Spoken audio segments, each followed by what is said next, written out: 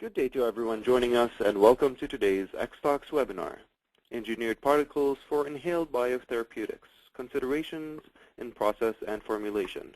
My name is Sadi Abdo, and I'll be your XTalks host for today. Today's presentation will run for approximately 60 minutes, including a Q&A session at the end of the webinar. This webinar is designed to be interactive, so please feel free to send in your text questions and comments throughout the presentation by using the questions function located on the panel on the right-hand side of your screens. At this time, all participants are in a listen-only mode, and the event will be recorded and made available for future download. The presentation slides will advance automatically, and if you need any further assistance, please contact me at any time during the presentation by sending a message in the same questions panel. We would now like to thank Bend Research, who have helped develop the content and presentation for today's meeting. For more than 35 years, Bend Research has worked with clients to create value by advancing new medicines that improve human health and to solve their most difficult scientific and technical problems. This success is based on the company's ability to develop, advance, and commercialize pharmaceutical technologies which grow from a solid base of scientific and engineering fundamental understanding. Bend Research has more than 245 employees based in 4 state-of-the-art facilities in Bend, Oregon. And for more information about Bend Research, please contact Phoenix Ivers via email at phoenix.ivers@bendresearch, by phone, or visit their website at www.bendresearch.com. Participants can access more information about our speakers and sponsors at the event's main page on xtalks.com. I would now like to welcome our speakers for today's conference, Dr. Jeff Breit and Devon DuBose. Dr. Jeff Breit is the Director of Inhalation Technologies at Bend Research and is responsible for inhalation, drug delivery, and biotherapeutic technologies. He previously held the positions of Project Leader and Research Assistant. Dr. Breit earned his Ph.D. from the Department of Pharmacology while working in the Center for Lung Biology at the University of South Alabama, and his doctoral work focused on gene regulation involved in pulmonary hypertension. Dr. Breit performed his postdoctoral work at Roche Pharmaceuticals in Palo Alto, California, where he focused on the genetics of complex disease states. Dr. Breit has been with the company since 2007. Also joining us today is Devon DuBose, who is the research engineer at Bend Research. His responsibilities include spray drying development and scale-up for preclinical and clinical projects, as well as transferring spray drying processes into current good manufacturing practice environments. He also has expertise with special spray drying processes that involve biotherapeutics, inhalation products, and hot process manufacturing. Mr. DuBose has been with Bend Research since 2007, and he graduated with a Bachelor of Science in Chemical Engineering from Oregon State University. Mr. DuBose has 1 U.S. patent pending. And now, without further ado, I'd like to hand control over to Dr. Breit. Dr. Breit, you may begin when ready. Great, thanks, sir.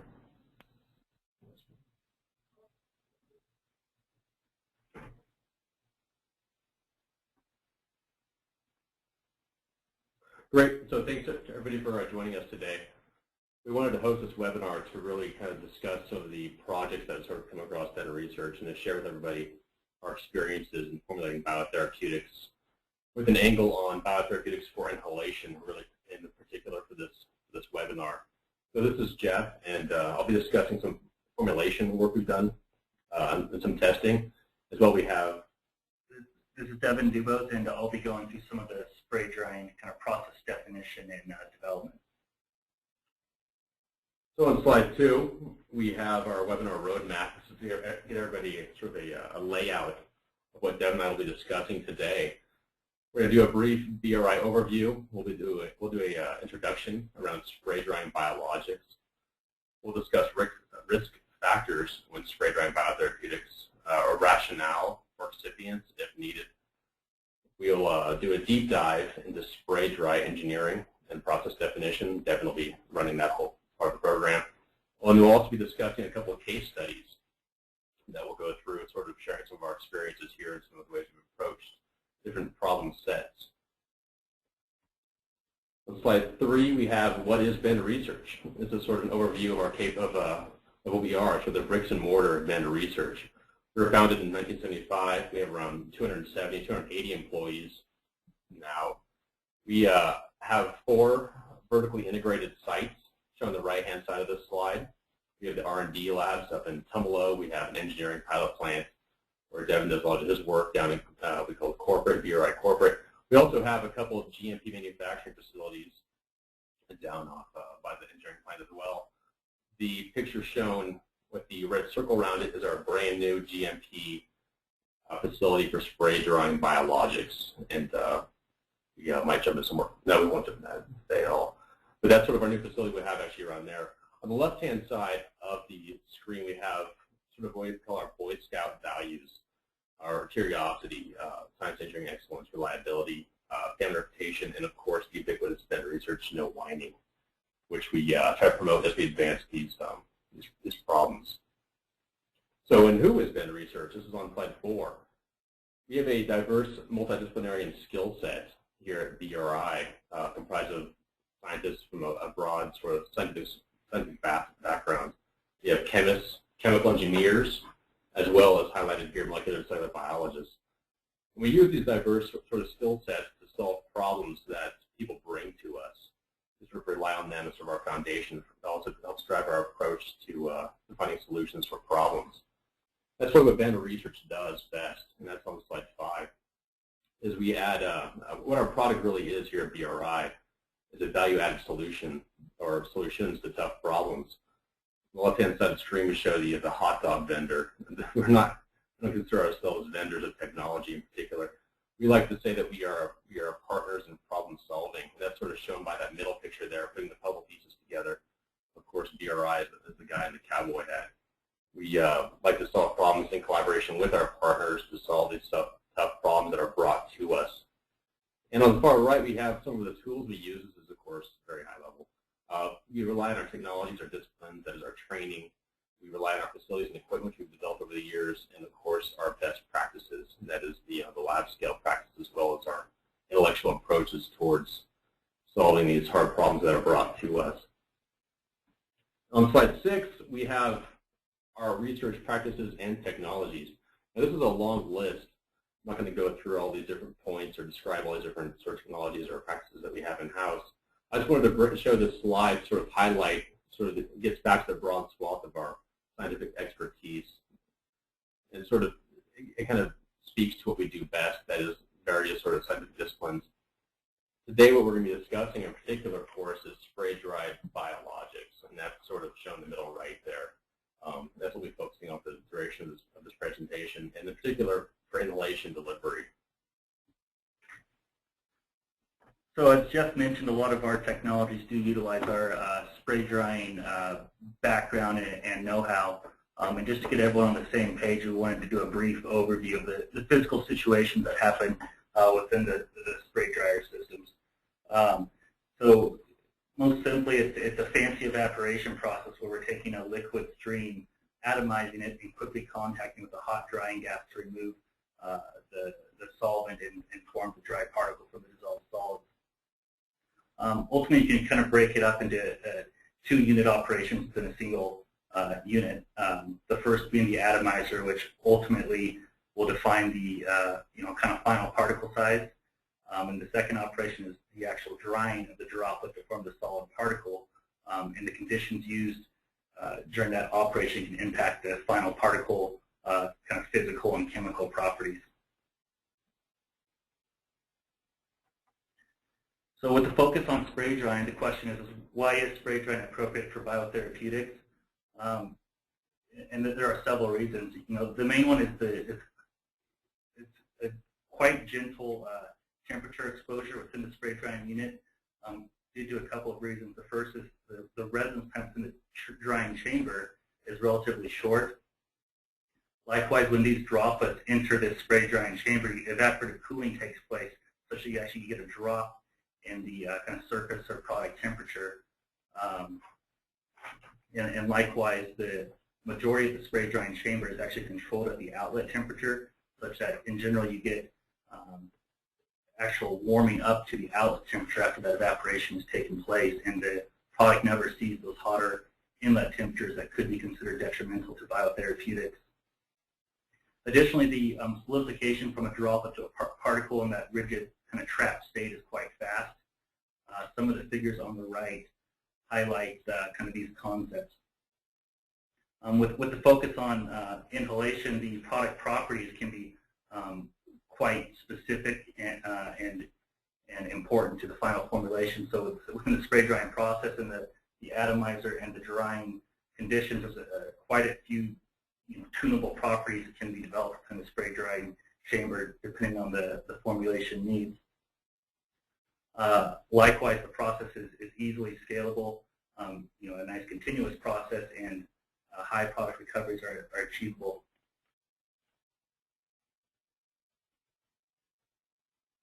So when we get a new problem statement, or in this case a new drug substance at the research, we like to try and take or utilize a process flowchart methodology where we can use a logical process train and quickly identify key formulation and process constraints around a new product. Additionally, this allows us to limit API usage, minimize development time, and additionally utilize some of these offline tools we develop and fundamental relationships to define a robust formulation and process. So Jeff will address some of the issues we've identified with these biotherapeutic formulations and spray drying part as well. Cool, thanks, Devon. So, as Devon mentioned, there's sort of a roadmap approach that we sort of take here, or methodology for spray drying biotherapeutics, or spray drying in general, actually. What I'll be discussing is sort of the solution state stability issues that we've seen and how we've actually analyzed those, and with an eye sort of on failure mechanisms in the solution, as well as the solid state, which is critically important. And we'll also be really discussing excipients and rationale for that, and how we actually interrogate sort of excipient state, excipient function, and that's around analytical testing and formulation stability. And as we're discussing aerosols today, I'll also briefly mention sort of the testing we'll do for aerosols, and this is also what we discuss more in depth in our case studies. This is using, of course, the classic MGI and particle sizing technology. And Devon, of course, will be doing a deeper dive into process definition and manufacturing scale-up. As Devon mentioned, spray drying converts a solution into a dry powder, essentially. And as we're discussing biotherapeutics or protein therapeutics, there are a number of places where that protein can be destabilized. One is in the solution prior to spray drying, as there's a holding time for the aqueous spray solution. There's also a heat and shear component to spray drying, and we can actually mitigate those sort of forces there, sort of define an operating space that we'll discuss. And the single droplet itself in the middle of the screen, we also try to understand sort of what's happening in the physical state there as the protein, as the droplet dries and turns from a liquid to a solid. What's actually happening with the various excipients that might be sugars, salts, as well as the protein itself. And of course, in the bottom right, at the end of the day, we do have a solid dry powder produced from spray drying. We seek to understand what's actually happening in that dry powder. That is, what's the state of the protein? Is it still active? What are the role of the excipients, if there are any? Are they stabilizing the protein? Are they stabilizing the powders, the properties of the particles themselves? And how do they enhance the sort of aerosolization properties of those particles so that you can put that into a device and inhale that and deliver that into your lungs? So as I mentioned, there are some protein stability issues, and one, of course, as the first box that I showed previously, is the solution state stability.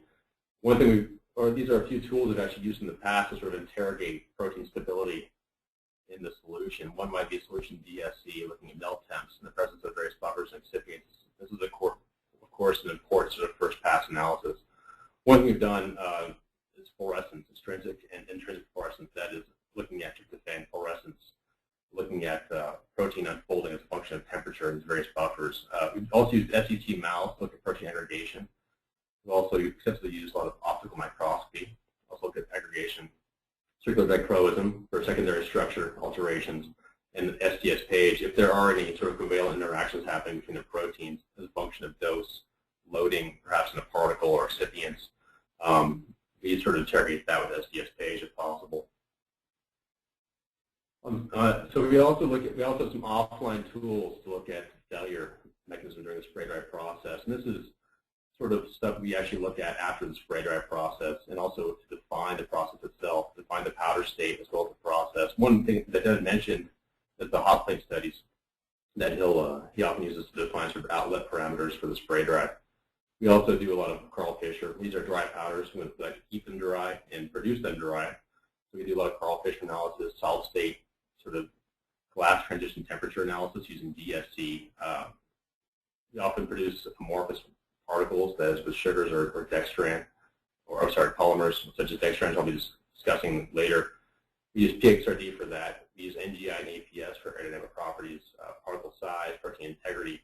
We also have the capacity here to do some in vitro activity assays. We have a cell culture core here, so we've done that in the past. And these are all sort of approaches that we use to sort of look at failure and make sure it's actually maintaining a high quality protein therapeutic prior to and after manufacture in the solid state.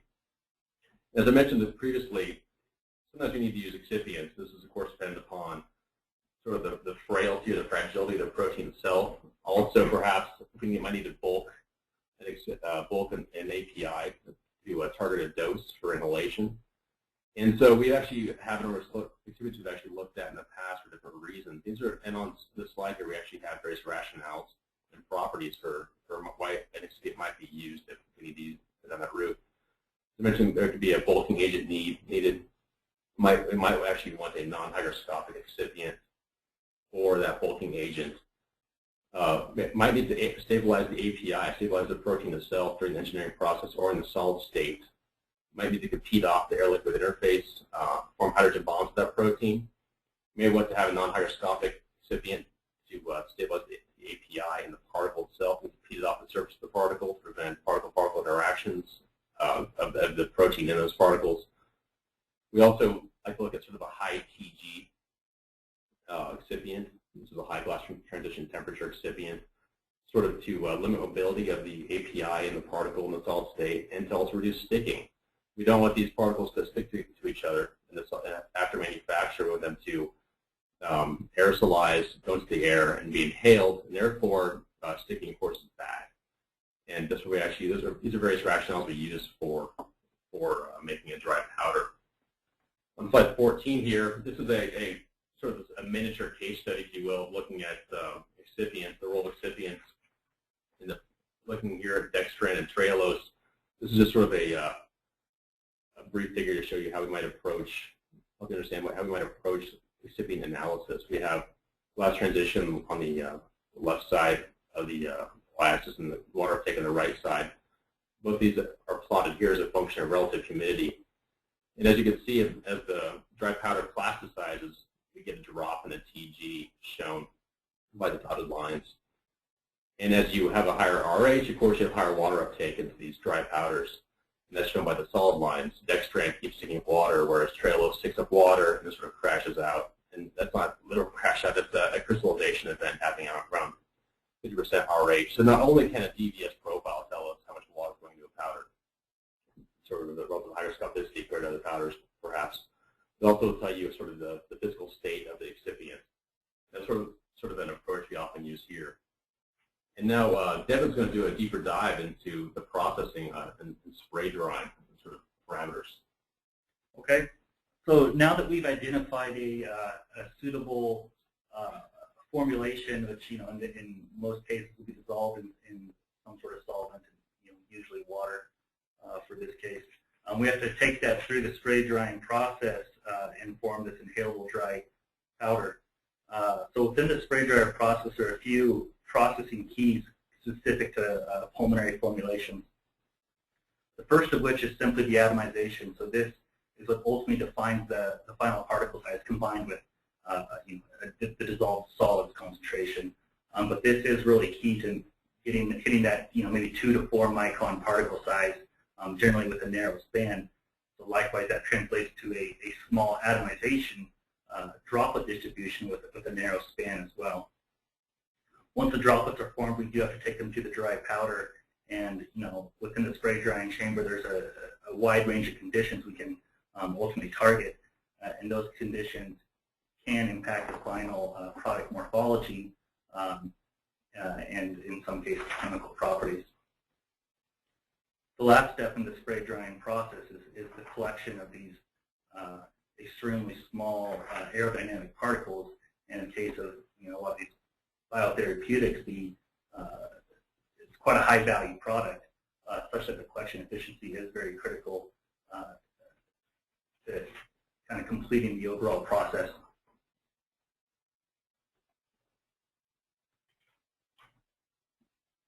So on the next slide, we highlight some of the actual spray drying equipment we consistently use to meet the challenges of pulmonary formulations.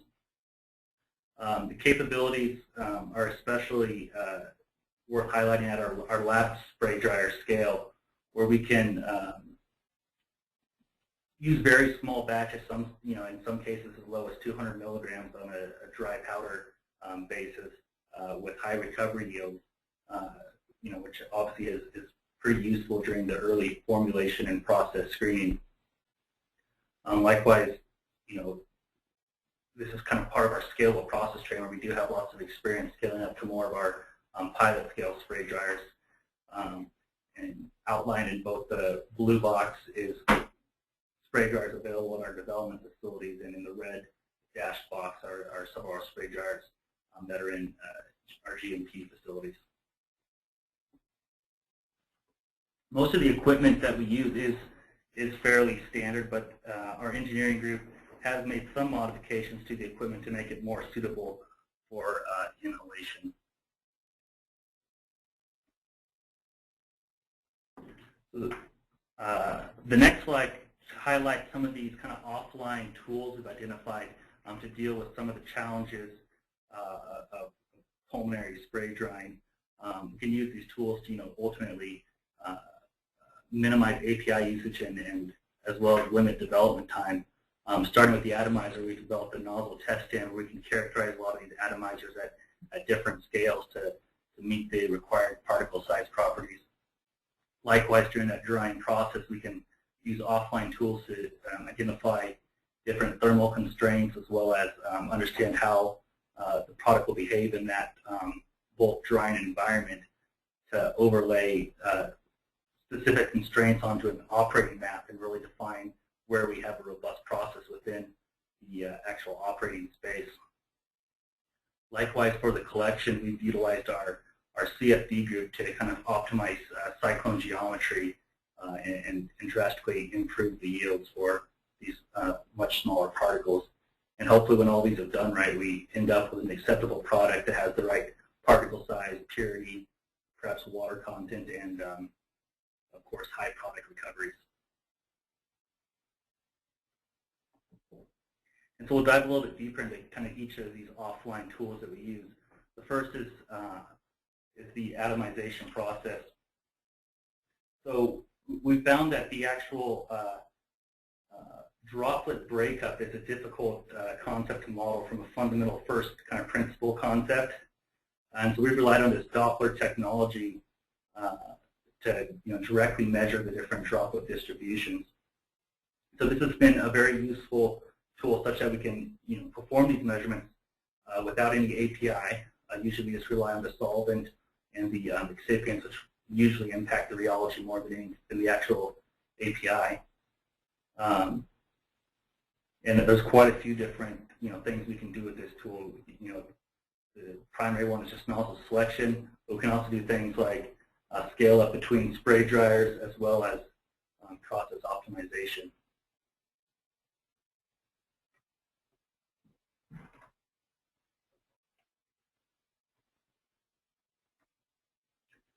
On the next slide shows just a simplified application of our nozzle test stand system. Here we identified an atomization constraint at a small scale, our lab scale spray dryer. And we were ready to scale up. We were able to identify a nozzle with increased throughput at the larger scale, and can translate that directly to matching the droplet distributions for a given target based on the solids loading. And so, of course, in this case, it was for a pulmonary application, but as we mentioned, there's a wide range of applications. We can use this system for nasal distributions, optimization, scale up, all sorts of things.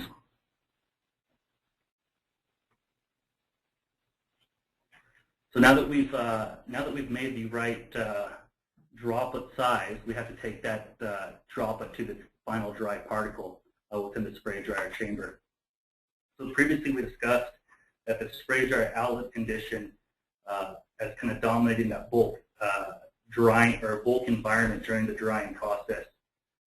Using this knowledge and kind of sophomore level, engineering mass and energy balances, we can define a spray dryer processing map, which is shown here as the specific drying ratio or the bulk liquid to gas ratio versus the inlet temperature.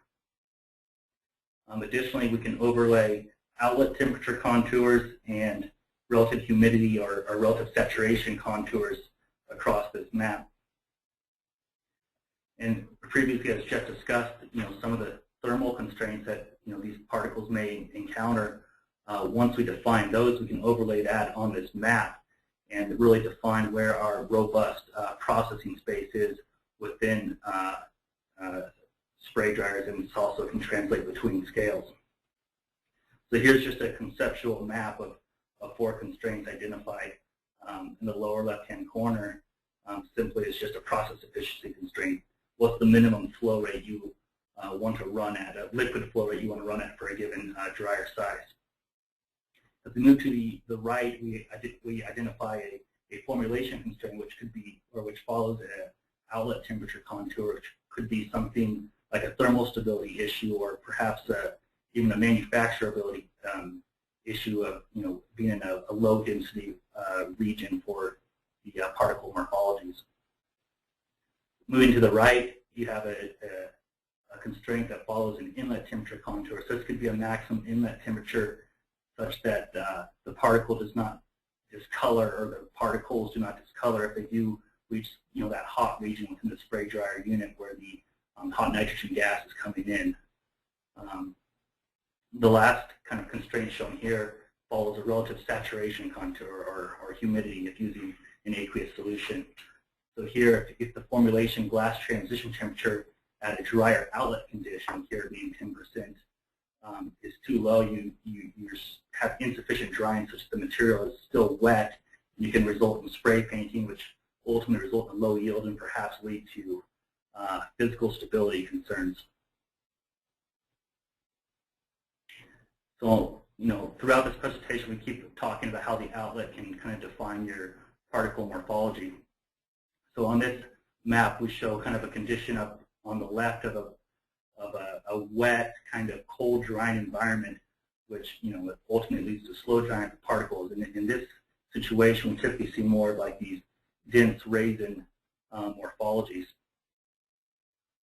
On the right, we shift to the opposite edge of the kind of processing map, and we have a hot, dry environment, which leads to very quick drying, which results in kind of these more fluffy or hollow spheres of lower density.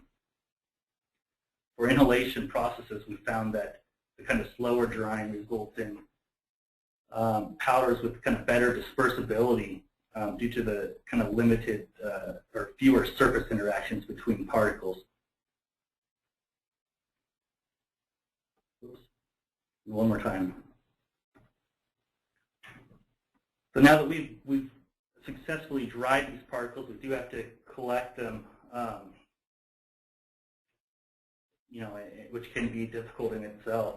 The ironic thing here is that we're using this cyclone, which is an aerodynamic separator, to collect these particles that were designed to bypass the aerodynamic filter of the respiratory system.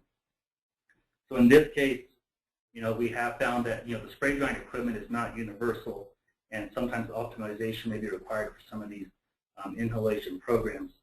So here we had a kind of a more standard size cyclone, which we're having significant low yield issues in 30 to 40%, and utilizing some of our CFD models, we were able to optimize the velocity profiles and pressure drops in the system and define a new geometry, which drastically increased our yield, and many times we're up in the 90% recovery rates.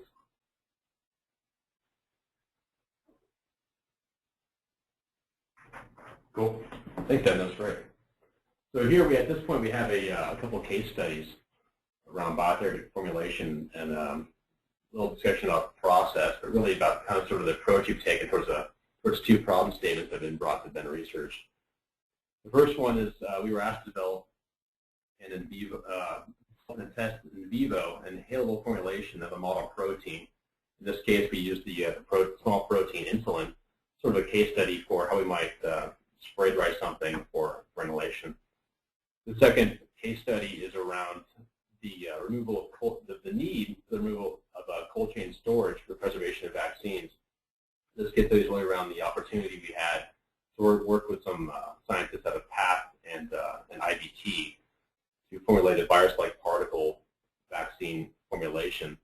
So we helped formulate and manufacture, Devon's the nervous phrase here, manufacture a virus-like particle containing vaccine with the goal of that formulation to be stable at a room temp at 37 degrees Celsius for a period of time. First of all, I'd like to thank some of our colleagues and collaborators here. I've been research at Loveless, some of our collaborators at PATH we had the opportunity to work with, as well as at IBT. I'd also like to thank, of course, the funders for these projects, one being the Defense Threat Reduction Agency and Pfizer Global R&D for funding much of this work.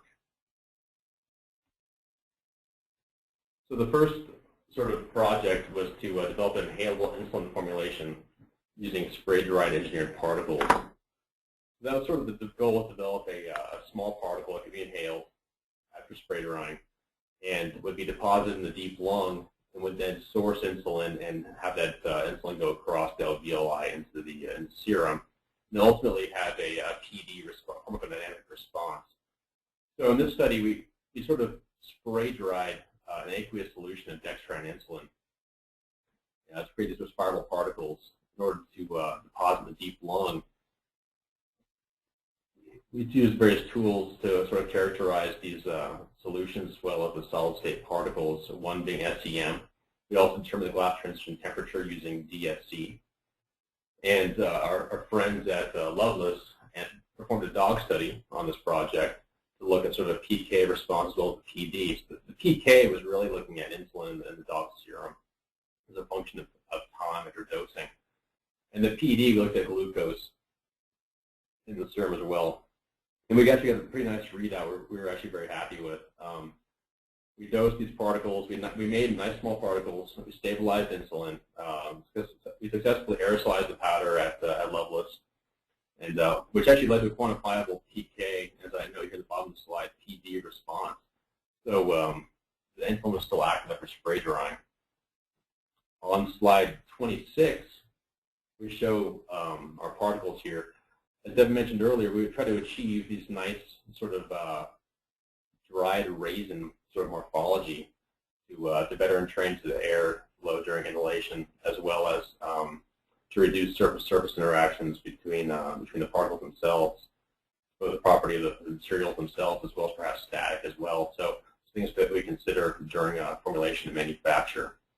So we're really happy with the particles. They look great. We went on to do some in vitro testing here at BRI. And this is the sort of NGI profile I think a lot of people are probably pretty familiar with. We drug deposited as a function of stage across the NGI. We saw some holdup in the device and capsule. The USP, we saw minimal aggregation, the USP. We did see nice sort of profile distribution across the various stages, 1 through 7 in the MOC.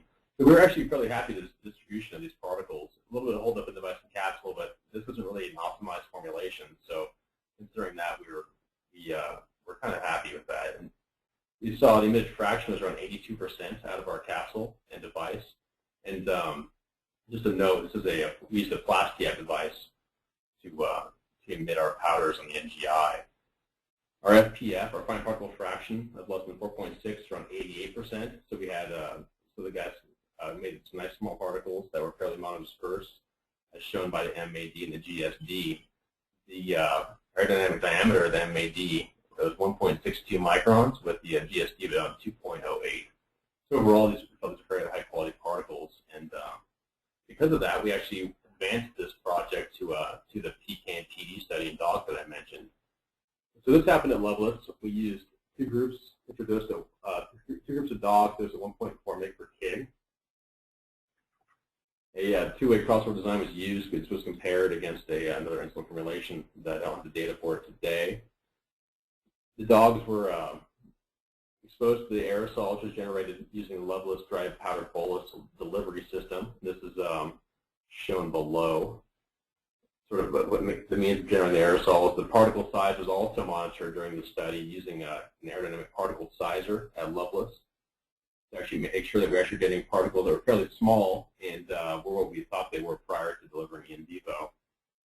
After dosing, arterial blood samples were taken from the dogs at prescribed times, which I'll discuss in a second. As part of the Ph.D. study, insulin and C-peptide plasma levels were determined by immunoassay at the Vanderbilt hormone assay core group. On slide 28 here, we have the serum insulin exposure levels. This is the arterial plasma insulin plotted against time, concentration versus time, and we saw a nice, what we expected, bolus delivery there, which tapered off with time. This is the insulin dextran particle formulation.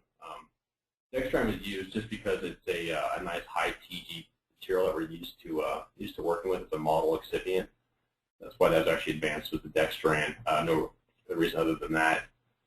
We in the blue table down below the chart, we actually the dose, the T max at 15 minutes, the C max, dose normalized AUC, standard deviation, of course, the minute dose. The minute dose was around 80% too. So the in vivo study, sort of the particles that we actually used here were actually fairly similar to what we actually used in vitro or characterized in vitro. So overall, we created the insulin formulation, loaded it to dogs, got it in the serum, and I'm not going to show it here, but we did listed also a PD response. So we were really happy with this project. It was a fun little project to work on too. So we also worked on a formulation spray drying project, developing a vaccine with a pathogen BBT using virus-like particles, which are actually very sensitive protein therapeutic. This was not for inhalation. One caveat, we threw it in this deck more or less to discuss an approach you might use that's very similar to approaches we use for inhalation. So though it's not for inhalation, we still performed solution state studies, we still performed solid state characterization, and that's sort of why we include that in here. Now, of course, particle size, particle shape, morphology is not as critically important for creating a vaccine theoretically than it is for an inhalation formulation, but everything else kind of held true in that we had to stabilize the active. We had to use excipients to stabilize the active in the solution state as well as solid state, and that's sort of the approach we took. And that's what I'm going to discuss here in a second. This is around a Marburg virus vaccine, which was spray dried. And as I mentioned a second ago, we use a lot of analytical tools here at BRI. We do a lot of physical chemistry and to sort of characterize these solid state dry powder formulations, things like SEM. We determine the TGs. TG is a function of water content using say, a Carl Fisher water content assay or, say, a DBS. We also oftentimes included here PXRD, which I'll discuss in a second, also DBS. And as I mentioned earlier, we also looked in this project, we used tryptophan fluorescence analysis in solution to make sure we weren't actually compromising the quality of the protein after spray drying as compared to protein prior to spray drying. That's something we actually did here in-house. After manufacturing these formulations, we actually, the PASS group actually put the formulations up on an accelerated stability study and tested them in vivo to look for immunogenic response, the PD response after formulating that against the native protein. And we actually generated a very high quality PD response that we were all fairly happy with using a few of our screen formulations. Unfortunately, I can't show that today, but I know a manuscript is in process to show that data more thoroughly, hopefully in the near future. So on this slide, it's sort of very much a highlight slide, sort of our characterization tools here in house that we've used and used extensively for this project and many other projects as well. And here we have in panel A, we have the SEM, and this is sort of to show similar particles to what we showed before, sort of a raceme morphology. As Devon mentioned earlier, particle size, particle shape, particle morphology is really dependent upon API content in that formulation, excipients, type of excipients, those sugars, amino acids, polymers, proteins. as well as Devon mentioned, process parameters, the inlet and outlet temp, nozzle type, really define sort of the particle, which is really important for developing a powder formulation, especially for inhalation. In panel B, we have the PXRD that we use quite extensively to look for crystallinity. We like to create amorphous particles, non-crystalline excipients in these particles to make sure that we get sort of a stabilization event of our API. Some of the reasons for selecting an API could be for particle integrity and or API integrity. So we use PXRD a lot to make sure we're not getting phase separation or crystallization of our excipients as a function of water content or temperature. And shown here is a representative image from one of the formulations we developed at time 0. And so what we see here is the amorphous sort of halo formulation A, which is the black line. That would be an amorphous halo compared to, say, the dextran amorphous halo there. Dextran, of course, isn't crystallized. It's a large polymer. To represent what the crystalline component might look like, we have arginine as well as trehalose below those, and the blue and the red peaks there to show what we might see if we're going to see crystallization of binary segments in this formulation. We didn't see crystallization, nor did we see crystallization as a function of temperature or time in our stability studies. We're sort of happy with these formulations. Actually, they help pretty well. In panel C, the bottom left, we have some of our DSC analysis, one of our workhorses here at Penn Research. We have to make high glass transition temperature solid-state formulations for the dry powders to stabilize and limit mobility of the API within a matrix. And this formulation at 450 degrees Celsius, we did not see phase separation. We didn't see crystallization, as shown here. We also had a high, nice TG of 136, which was a function of the low molecular weight components. I think we had a couple of sugars, or sugar in here, as well as one of the polymers that we had in here as well the amino acids and salts. So we had a fairly stable formulation here with the VLPs. The bottom right in panel D, we saw this is the DVS profile, and this is comparing two formulations. We have here formulation A and formulation B, the red line and the blue line, of course, the red line is formulation B. And this shows water uptake as a function of relative humidity using our DVS. And what we often do is we will screen excipients looking at water uptake. We want a nice excipient profile that's not too hygroscopic and does not crystallize out. So we'll often match processing and handling parameters, that is like packaging, liquiding the powders in low RH conditions, and we often scope those definitions out or determine what we're actually going to use as a function of the low RH conditions in order to properly handle these powders and maintain the integrity of the powders and the API. And we'll use the DVS as well as the Carl Fisher analysis to understand exactly the tolerance for water content in these various powder formulations.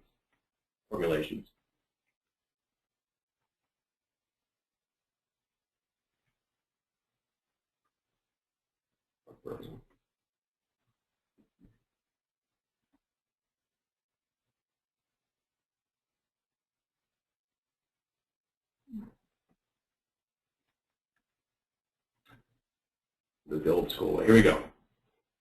So this is our last slide. That was our last slide. This is our last data slide. This is our last slide, though. So thank you all for your interest and your time and listening in the webinar. We appreciate it. I hope you enjoyed some of our case studies and our history and our approaches towards formulating biotherapeutic. We just wanted to give everybody sort of a feel for what Penn Research does and how we work in this field. And I think we have some contact info on here. If you want to get a hold of Devon or myself, feel free to ping Phoenix. She'd be more than happy to relay any questions about that. And I think we're taking questions at this point. Is that correct? Yes, thank you very much for both for your presentations, and we'll move now into the Q&A part of our program. At this point, I'd like to invite our audience to continue submitting their questions or any comments that they'd like to address. You could do so using the questions function on the right-hand side of your screens. I've already received some questions, and so I'll begin with those. The first question is, what are key important properties to look for when selecting a stabilizing excipient? Yeah, so it gets back to your mechanism of the excipient, of the API itself. So, as I mentioned earlier, in the solution state, we look at failure mechanisms, and in the salt state as well, we look at failure mechanisms. So salt content can be very important for solution stability, or the importance of salt can be mitigated by the inclusion of small molecular weight sugars to hydrogen bond the protein. Those are some things we think about. In the solid state, we try to prevent crystallization, but we also want to stabilize the protein. And so we might look for an excipient that hydrogen bonds to the protein again, maybe a higher molecular weight.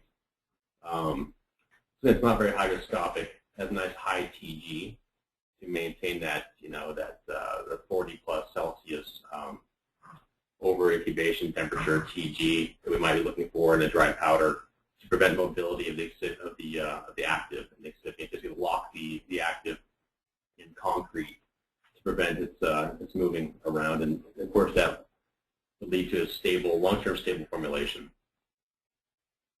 Hopefully that answers the question. Thank you. And another question is, what advantages does spray drying offer relative to lyophilization? Yeah, Devon, do you want to? Sure. So some of the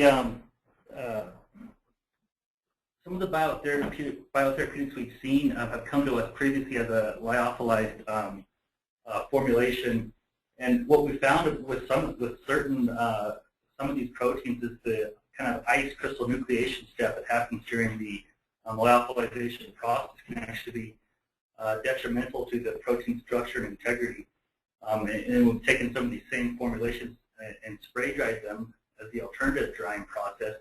We've actually seen a significant increase in protein structure and integrity in some cases, and which is even translated in vivo to, I guess, an improved therapeutic response. Additionally, some things we've seen is, well, an obvious challenge is kind of the post-processing of this lyocake in terms of an inhalation product to meet that kind of required respirable particle sizes. Obviously an added complexity or added unit operation. And then of course some of the costs of large-scale lyo operations can be difficult with lead times and the general cost of the scale, I guess. Thank you. And for inhalation, could you tell us what device do you use or do you recommend? Yeah, I think some of our formulations have been tested in a number of devices. The data shown here has been tested and analyzed using a Plastia device. And so that's sort of our robust, high throughput device we use in-house for testing. Thank you. And the question is, how long have you been working with biologics? And if you could tell us a little bit about what types of biologics have you worked with in the past? Yeah, I think it was around 2004, 2005. It's been quite a while, I know that. And the types of biologics, well, we've worked with small peptides. We've worked with larger proteins, anything from IgG down to insulin and smaller than insulin, small peptides. We work with very complicated vaccines like virus-like particles. These are actually, the one I showed is actually an envelope VLP, so it's actually more complicated than others. We've also worked with nucleic acids, oligonucleotides, plasmids, RNA, DNA, obviously RNA, DNA. So the whole gamut, more or less, I would say. We've seen a lot of things come across the transom here at BRI. Thank you. And the question is, do you manage the quoted yields on the pilot scale spray dryers? And do you still use a single cyclone configuration at these larger scales? Yeah, that's correct. We do manage the yields at all of our spray drying scales. Generally we do target, especially when we're talking about, getting to, maybe above a gram on our small scale, or above 100 grams on our pilot scale. Shooting for at least high 80% yield, and that is all done with a single cyclone. with certain formulations like we were mentioning during the presentation, on even our lab scale spray dryer, we've spray dried 200 milligrams on a dry powder basis there and achieved yields above 90%. But of course, there is some degree of kind of formulation robustness to that, but it's definitely achievable. I see. And could you please elaborate a little bit on the use of hot plate studies when evaluating thermal stability? Sure. So what we basically have is this stainless steel strip that basically makes a thermal gradient across it. I think ranging from about 30 degrees Celsius up to 220 degrees Celsius. And what we'll do is we use this for a variety of things. We can use it to rank order formulations based on the kind of thermal properties. We can, but also use it to identify key kind of transition states, whether it's a melt or a browning temperature at various temperatures to kind of define maximum processing temperatures. Likewise, we can take cut fractions at various temperatures as a function of time and kind of understand, what's the kinetic aspect of these different temperatures that these proteins may experience, whether it's in the initial spray drying chamber or as it's sitting in the cyclone, during the actual collection process. And what we often do too, I don't know if Devon mentioned this, but we often will take these powders, expose them to the hot plate, and then recycleize them in some sort of buffer solution or water. And then we can actually do then SEC or SDS page or SEC mouths or any other any other analytical assay solution state stuff where we actually want to look at if we understand the mechanism of failure or have an idea what that might be for that protein for exposure to high temperature. We can actually then interrogate that secondarily, and that's what we often do. Often put a pile of powder in the hot plate, expose it for periods of time at different temperatures, scrape it off, aliquot it, run a number of studies, and then compile that data set, try to get a better idea of what our outlet process parameters might be and how those might impact protein integrity or excipient integrity. Thanks, Jeff. The key thing that I did overlook there is it's more to set up the powder to meet these temperatures, and we rely on some of the other analytical tools to justify our conditions based on the protein integrity we find at various conditions. Cool. Thank you. And could you please elaborate on the mechanism by which fast and hot drying leads to a smooth spherical particle, and how slow or cool a crumpled particle? And does that depend on the surface activity of the protein and excipient? That's a really good question. For the latter part, absolutely, the active substance as well as the excipients can play a strong, and sometimes can dominate that role. In some cases there might not be as dramatic an effect as we showed there, with our kind of videos.